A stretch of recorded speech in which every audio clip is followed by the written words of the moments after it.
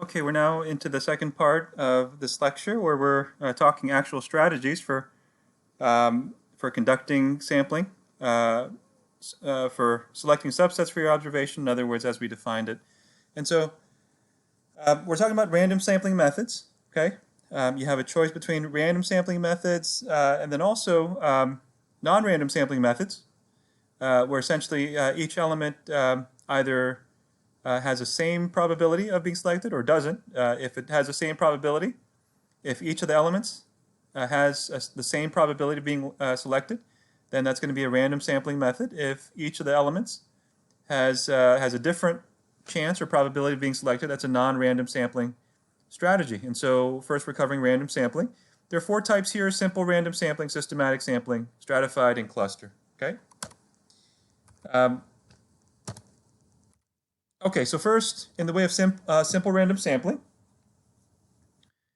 yeah, keep in mind that the reason why we engage in random sampling, any of these random sampling techniques, is so that we can generalize to the larger population. Okay, before we get started, if you don't care about generalizing, okay, then non-random sampling is perfectly fine. But if you do care about generalizing, let's say, you want to make a statement that applies to all the people who came through your agency or who will come through your agency in the future. Okay. Well, maybe not to that extent, but if you want to generalize to everyone who came through your agency, you're going to need to draw a random sample. Okay. And so, of course, each element is going to have an equal probability of being selected. How you actually go about selecting a simple random sample is that first you're going to number all the individuals or cases in your sampling frame. Okay, you're going to assign a number. So let's say you have a database, right, at your agency. Let's say you have 1,000 clients there.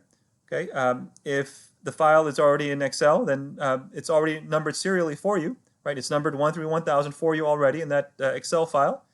And then you're going to need to draw random numbers. Okay, and you can do this through a random number generator, right? On the internet, you can simply Google random number generator and use that software to pull random numbers. You could draw numbers out of a hat. Okay, if you don't have 1,000 people necessarily, right?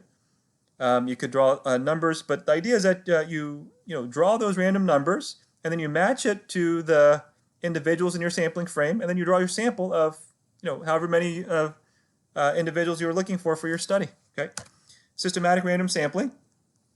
The idea here is that you're going to take every kth element or every kth person, and k refers to this formula here. Not to get too technical, but essentially, let's say this is like saying you're going to take every 10th file from your agency or every 20th file, right? That k, whether you take the 10th file, 20th file, 30th file, that's going to be determined by this formula, large N divided by small n. Okay, meaning that the large N here refers to your sampling frame. Okay, let's say I was suggesting before that maybe you have 1,000 clients in an Excel file. Okay, and so you want to draw a sample of 100. Okay, let's say you want a sample of 100. Then you're going to need to take every k, that is 1,000 divided by 100. Every k then is going to be 10. So you would take every 10th element. Okay, every 10th element in that Excel file you would pull for your study, and you'd end up with 100 people in your study. Now there's one catch here.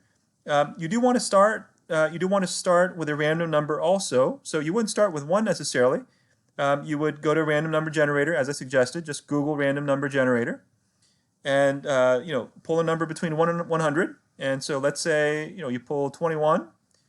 If you pull 21, then you would take 100th, every 10th person thereafter. So you would take person number 21, then you would take person number 31, you would take person number 41, all the way up to 1,000, right? Yeah, you would take every 10th person to get a sample of 100 for your study. Okay. Stratified sampling, the thing to keep in mind here is why you would ever engage in stratified sampling. Sometimes, you might have a particular group, a particular subclass of people in your study that you think is underrepresented.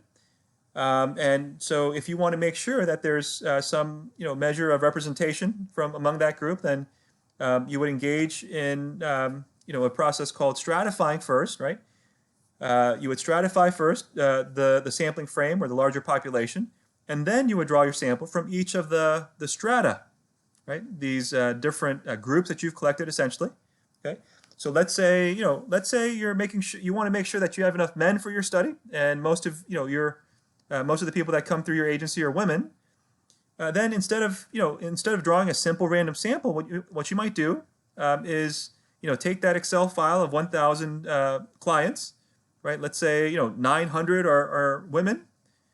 You would create two separate files, one with women, one with men, and then you would draw a random sample separately from each of the two sampling frames that you've created.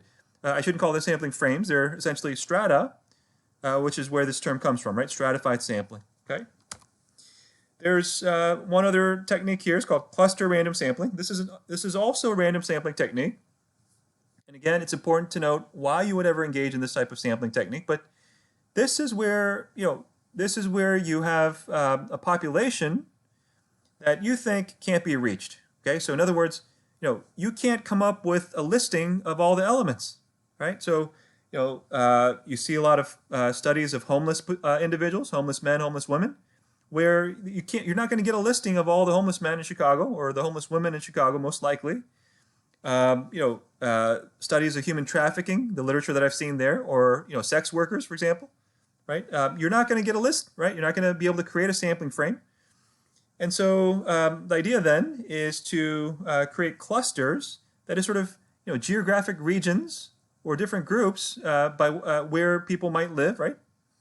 Different geographic areas, and then you're going to randomly select those clusters or those areas, most likely those areas, and then sample from within those areas, right? So this is like saying, you look at a map of Chicago, okay? Let's say you're doing a study of homeless men. You look at a map of Chicago, and you're not going to be able to get a list of all the homeless men in Chicago. And so you break the city up into different. Maybe you start with districts.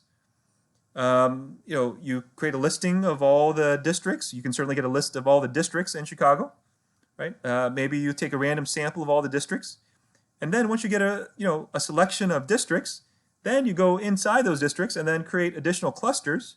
Maybe you do it by street, right? You make a listing of all the street names for each district, and then you randomly select those street names from among your selected districts, and then you can go and actually access the homeless men that you're trying to find for your study.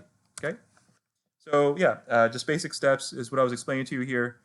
Divide the population into clusters. Often, we're talking about geography here, and then you're going to sample clusters, sample within those clusters, and then access the actual population that you want. Okay. Again, a visual representation of what I was just explaining to you all. This looks like a study of mental illness, right? And this is just taken from the internet, so it says New York here. You want to get a sample of persons with mental illness, right? And you're living in New York. Well, you're probably not going to get a list of all the persons with mental illness in New York, and so you randomly pick. First you pick geographic areas, right? If you're isolating to New York City, then there are 5 different boroughs. So maybe you pick one of the 5 boroughs, right? Is it Queens? Is it downtown? What is it? Is it Bronx? Is it Brooklyn? Is it Manhattan? Right? And then you create a listing of all the blocks, right? Let's say you end up with Manhattan, and so you create a list of all the blocks in Manhattan. That's what this picture is showing. And then from among those blocks, you create a listing of all the addresses, right? And then you start randomly selecting those addresses. At which point then you can interview the family members there. Okay. A quick note about non-random sampling techniques. Remember I said, with random sampling techniques, everyone has an equal probability of being selected. Non-random sampling, there's not an equal chance of each individual being selected for the study or each element or case, right? You'll see the similarities here. First we have convenience sampling, quota sampling, which is often considered a type of convenience sample, purposive sampling, and snowball sampling. So convenience sample is like it sounds. The term that's used interchangeably with convenience sampling is availability sampling. Okay, so whoever becomes, whoever's available for your study, right? Let's say you stand outside of a student union. That's probably not appropriate at this time, right, with COVID. But this is where what we might think of as first come, first serve, right? You stand outside the library, for example.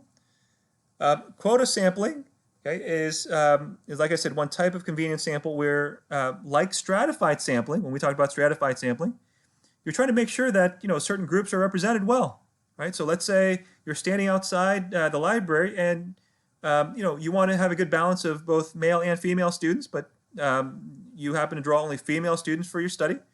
So a quota sample, you're trying to make sure that your sample represents the larger populations from which your sample was drawn. So maybe it's a case you'd want to check to see what the percentage of female students at NEIU is, but assuming that it's somewhere close to 50-50, and if 9 out of your 10 participants or 90 out of your 100 participants are female, then, and you want to ensure a quota sample, then you want to make sure you get 50-50, right? 50 men, 50 women for your study, okay?